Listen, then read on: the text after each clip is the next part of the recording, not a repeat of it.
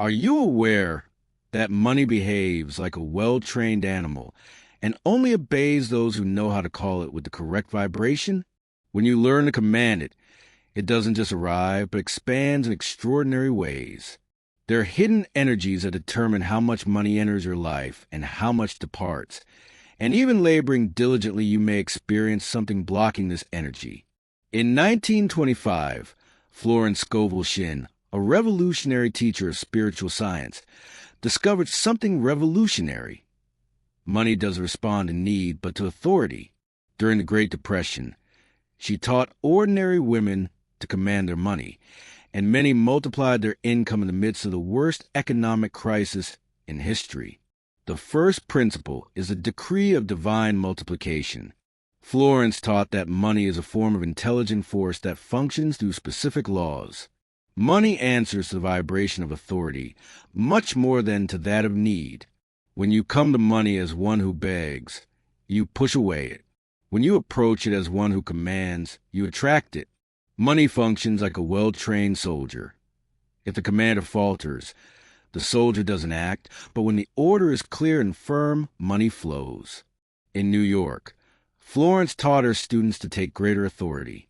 Each morning, standing before the mirror, they would position themselves upright, take deep breaths, and proclaim, "Divine money, I command you to expand in my life now. You stream toward me from all possible directions because I am an ideal vessel of infinite abundance." The key was in the force beneath the command, which needed to resonate as an irrevocable decree. Another vital component is mending the relationship with money. Florence said that money is feeling-based remembrance, and that our energy toward it creates imprints that decide whether it approaches or moves away. If for years you've spoken of money through fear, resentment, or guilt, it's as if you repelled an expected guest. Most people have been invoking money with the voice of lack and embarrassment.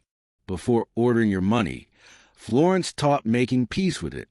In silence, her students would say, "Dear money, release me from having seen you as my enemy. Today I recognize that you are divine energy seeking to express itself through me. I honor you, esteem you, and embrace you into my life." This exercise was intense spiritual rewiring that completely changed a person's vibration. Advancing in this direction, Florence developed a divine transformation of poverty beliefs. Beliefs about money are like unseen anchors that determine how much your prosperity can grow. You can work hard, but if the roots are corrupted, the tree will never yield abundant fruit. No one is born with scarcity beliefs. We adopt them from family conversations and childhood stories. Phrases like "money is dirty" or "to earn money you must suffer" embed themselves in the mind as internal laws. The process started with silence, where Florence asked them to examine, "What belief about money have I adopted and still carry?" Once identified, they would say, "This belief is not mine. I give it back." My mind turns clean and open to receive the divine truth about abundance. Then they would install new beliefs such as, "I am an heir to infinite abundance," or "Money moves toward me effortlessly." Added to this, Florence taught the distinction between desiring and demanding. Desires arises from lack. It's looking at what you want while feeling it's far away. Demand springs from a knowledge that something already is yours by divine right. To desire is to say, "I don't have," creating more experiences of not having. To demand is to declare, "It's mine and I receive it now," awakening invisible forces. In this context, another principle is to create instead of competing. Florence insisted, "Never battle for money, create it." Competing suggests scarcity. Creating suggests infinite abundance, knowing that you can create new opportunities. When you compete, you concentrate on what others have. When you create, you align with the infinite source, with unique original ideas. Each person has a specific gift for generating wealth that when expressed not only produces income, but blesses others. Similarly, Florence taught the decree of complete dominion. It was an act of total sovereignty over one's own financial kingdom. The decree was, By my divine authority as a child, a creator of all abundance, I decree that my financial reality changes now. I command that all invisible forces work to multiply my money perpetually. The secret lies in knowing that the power to transform is already within you, and upon declaring it, the universe shifts to obey. Moreover, Florence taught the spiritual plan of your abundance. The universe needs precise directions.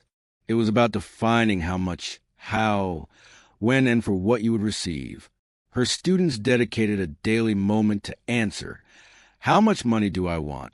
From what sources? How do I want to experience when receiving it? The more details, the easier for the universe to create.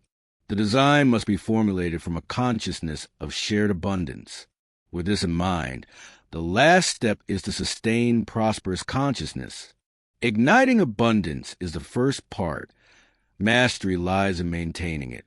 Maintaining requires daily attention, sustaining the internal state that calls it. This state is composed of gratitude, certainty, and openness to receive. A key principle is to begin each day with anticipatory gratitude, not only for what you already have, but for the abundance on its way. When you offer appreciation in advance, you give the universe a signal that you've already received. Another practice was to mentally bless all money seen circulating, stopping envy from tainting your vibration. It's worth noting that prosperous giving was essential. It was about supporting causes that expanded abundance in the world. Giving with joy was like seeding in fertile ground. What you give flows back multiplied. The important thing is to feel that you participate in the universal flow. What you retain out of fear stagnates. What you give with love multiplies. Another key was to guard your mind. Steering clear of environments loaded with scarcity, because your consciousness is the attractor of your experience. Florence ended with a powerful reminder.